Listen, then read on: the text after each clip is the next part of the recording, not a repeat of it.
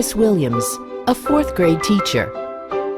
This is Miss Williams' math class, a typical group of curious and aspiring individuals. Miss Williams is using Time to Know's unique digital teaching platform, which empowers her with new ways to reach and teach her students. Miss Williams enters her main screen and selects the relevant lesson from the Time to Know recommended curriculum, which covers the entire year. Today's lesson is about comparing fractions. As the lesson begins, the entire class views a short, motivating clip that presents an authentic math problem. Get ready to see who will be the school champion of the 200-yard race. The competitors: Lou, Ben, John, and Andy. On your marks, get set, go! The competition is not over yet. Andy is in the lead. Lou ran 4/5 of the course. Ben ran 2/3 of the course. John ran 6/7 of the course. Miss Williams asks, if Andy is in the lead, who is in second place? A lively class discussion immediately ensues. Next, Miss Williams directs her students to discover the answer on their own. She activates the first learning activity, called the race, and they begin to work individually. Some students have put on earphones to get additional help. Let's see how Tony is doing. He is asked to indicate what part of the whole racetrack each runner has run, using a familiar fraction applet. He can see that Lou ran 4/5 of the race, so he commands the mathematical applet to divide the strip into 5 bars and highlights 4 of them. For Ben, he generates 3 bars and highlights 2. He does the same for John and ranks the runners according to their position in the results table.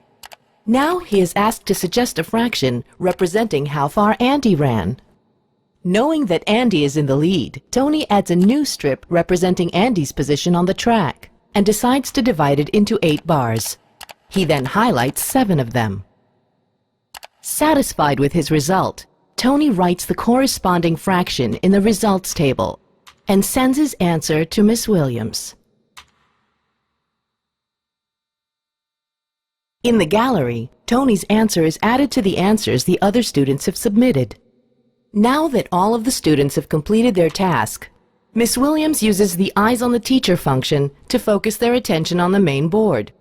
Using the gallery feature, Miss Williams displays 2 correct answers and asks, "Why are these 2 answers correct?" To help her students, she displays the fraction bars representing 2nd, 3rd, and 4th places, and adds Tony's and Jane's suggestions for 1st place. Miss Williams asks, can you explain why 7/8 and 11/12 are greater than 6/7? The class is still struggling for an answer.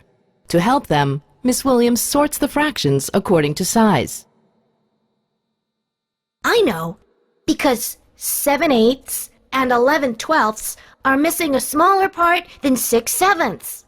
The class has just discovered the complete to whole rule. Now it's time to practice the new rule.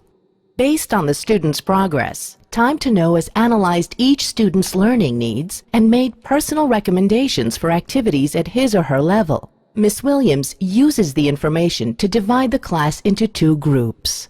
Students in the red group can individually practice the rule in a game called the Fraction War. For the advanced blue group, Miss Williams has provided a link to the Mathematics Encyclopedia, where they're introduced to the Rind Papyrus Scroll in order to explore Egyptian fractions.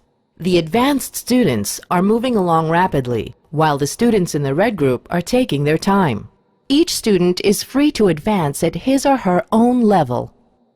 Meanwhile, the power of differential learning is also being implemented in Miss Johnson's English Language Arts class. They are about to start exploring a text passage. Miss Johnson has created 3 reading groups in her class: pre-level, on-level, and above-level.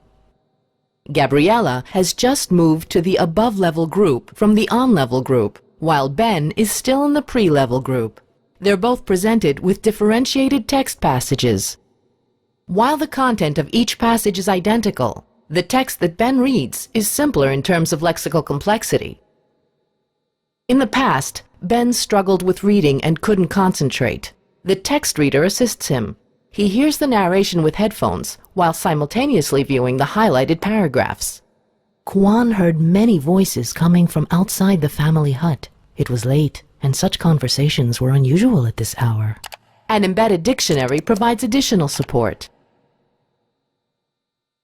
Back in math class, Miss Williams monitors the progress and performance of each of her students in real time while they are working. This allows her to instantly identify students who are having difficulties and offer an immediate response. An alert on her screen indicates that Tony is still struggling with his worksheet, so she decides to approach him and offer her personal assistance. The lesson is about to end, so Miss Williams assigns her class their homework, which they can complete online. After class, she chooses to log in to review the lesson she had just completed teaching. Based on her class performance that day, she decides to add more practice activities for tomorrow. So she searches the content library for an appropriate game that covers the same state standards and assigns the game to the lower performing students.